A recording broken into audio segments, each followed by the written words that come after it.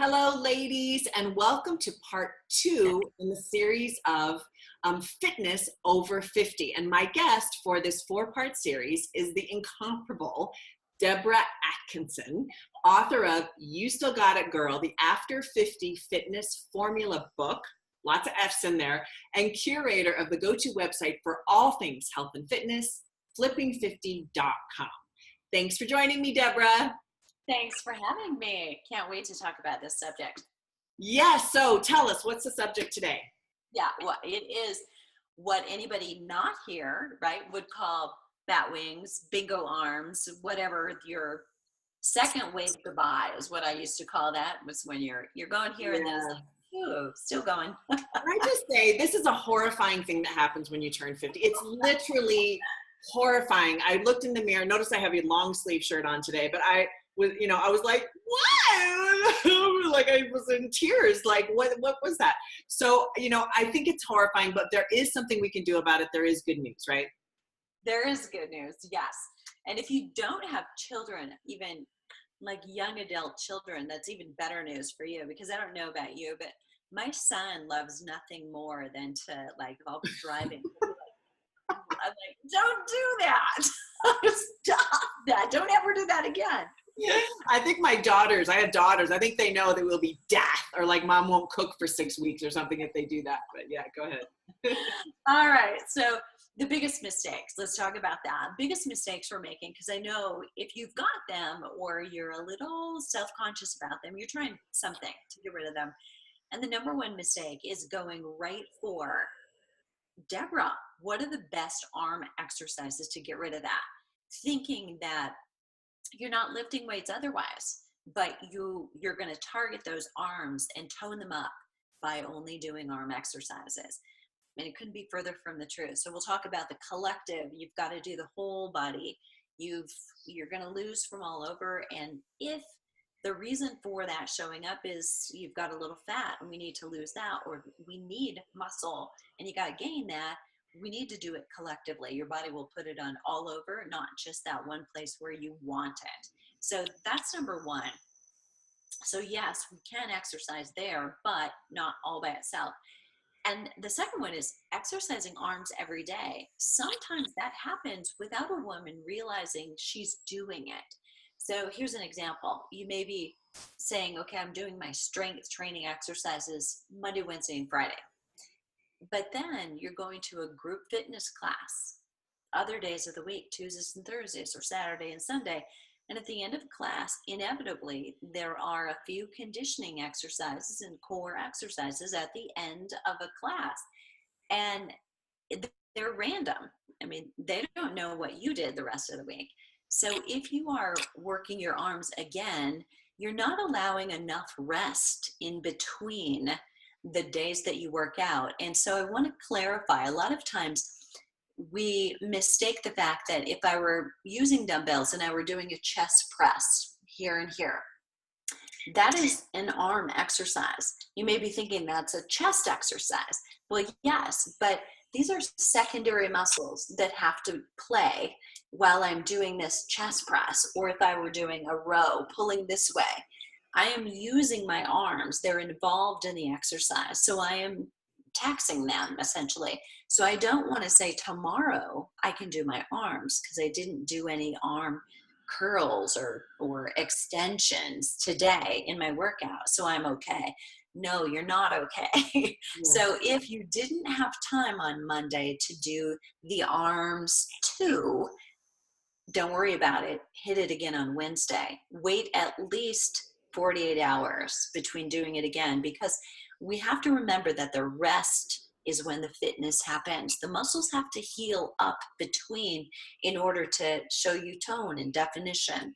And otherwise, we're just breaking them down and breaking them down and breaking them down. And that's why we fail sometimes to see the definition, and or we just feel tired, but we don't feel like we've made progress. And that's not a good place to be, because that gets kind of self-defeating. And after a while, you just say, it doesn't really matter what I do.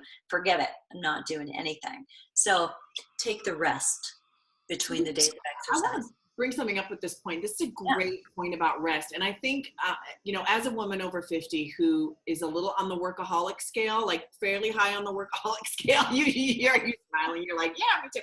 I mean, I'm right there. And I have a hard time going, if I rest, I do better, just in life in general. And even in fitness, I tend to go all out hog wild, right? And then I stop and go, God, I'm really beat. Okay. And then I stop for a while. And I think it's what you're talking about is balance, taking the rest and then persisting, right? Yeah, Yeah. I think it's perfect, that example. It's the difference between, you go until you drop, or you get sick or you get hurt, and then you're forced to take the rest. It's kind of like Mother Nature's telling you, if you don't take the rest, I'm going to take it for you, and we're going to have a sick day or whatever. So if you plan it, what will happen is your energy overall is going to go skyrocketing, most likely, if you're used to just plowing through. And sometimes that can be false energy. You're kind of putting on the dog, or you're having a little caffeine to get up and get it done. So taking that rest gives you more stable energy all the way across the board. Absolutely. Okay. Okay, good. So third mistake. All right. We approach this in an exercise only way, and we forget how important food is, even to arms. So here's the truth about the difference between last week. We talked about belly fat, right? Well, belly fat actually responds pretty well to exercise when you do it the right kind, the right type. Your arms are not paying so well attention. I mean, they are not going to respond as well to exercise only. They're going to require a little bit more tightening up on those extracurricular carbohydrates. So if you've letting some sugar sneak in, you're thinking everything in moderation. You need less moderation, okay? And wine counts, right? Go ahead. Yep, go ahead. We're going to break up, I can tell. I know. Have a wine breakup. Yeah. No, go ahead. And it's the extracurricular carbs that are, we're talking, we love the good ones. Resistant starches that help give us stable energy. Things like sweet potatoes and quinoa and brown rice and beans, lentils. Those are great, but you want to watch out for, white flour, white sugar, kinds of carbohydrates. Those are not your friend, and they are contributing to some of that. So the other thing is, solution wise, so I've kind of fed you into the solutions by giving you the mistakes, right? You got to approach an all over weight training workout. For arms in particular, you have to tighten up on carbs a little bit more, and you'll see better results. Exercise alone won't get you there. And you've got to pay attention from the inside out, what's happening. So we've got to really look at, sometimes it's you've got loose skin, because congratulations, if you've lost a lot of weight, you're gonna have a little loose skin, a little more crepey like skin. Some of that happens from antioxidants. Eat your vegetables, get those brightly colored things on your plate. The more antioxidants you have going in, the more collagen your skin produces. So, that's an external looking thing too. The muscle will be there if you do the weight training, but you've also got to make that skin look pretty, right? In order to get the whole package. Because I think sometimes it's, half a dozen of one or the other, and they both come together to make the best package.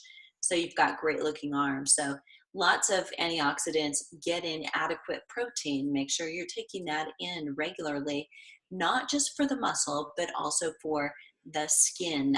And, your nails, your hair will love you for that too. So collagen does one thing. The protein we take in for muscle does another. You need them both. So bone broth is a great way to get it in.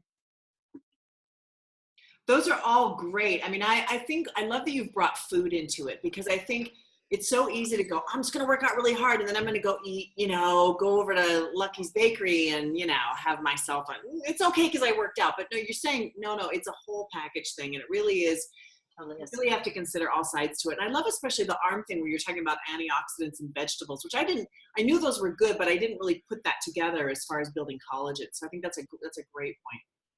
Okay, so for your people, just because I love you, all right, I'm going to give you my trilogy, all Okay. right? This is my secret sauce. So, so often you go to an exercise class. I'm going to tip this down so you can see my arm. And there's a lot of this kind of action, right? So I've got a weight in my hand. I'm going to hold on to my phone and so you can see it. So I've got my dumbbell and I'm doing kickbacks, right? So flexing at the elbow and those kinds of activities. We see that pretty frequently. But what you have to remember is your triceps back here that shape the back of your arm and kind of give you a little bit of, definition or contour when you're turned to the side. They also cross your shoulder. And a lot of times we skip that. And so it's not going to give you tone all over if you do that. So we also like to do a straight arm, just lifting and lowering. So I've got my weight here in my hand and I'm going to bring it down to straight and then lift it back up. So short lever and long lever. But here's now the secret sauce. Okay. So here, here. Okay.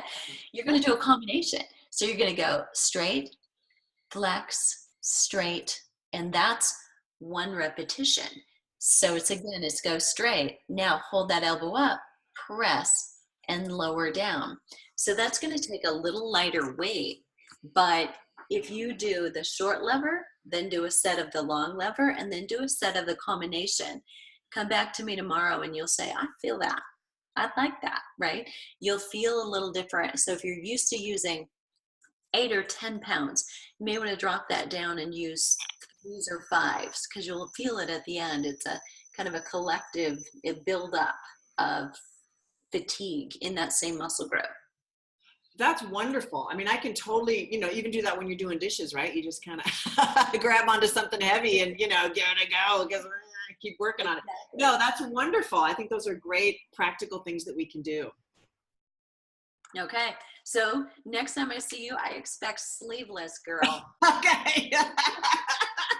Actually, I wear sleeve. I didn't just wear that for the wobbliness, but I appreciate that. All right. Well, thank you so much, Deborah Atkinson, for being with us today on The Beauty Shaman. And thank you, ladies, for watching. And stay tuned. I'm releasing one video a week for the 4 weeks for the fitness series. Please visit Deborah Atkinson at her website at flipping50.com. Thanks for watching.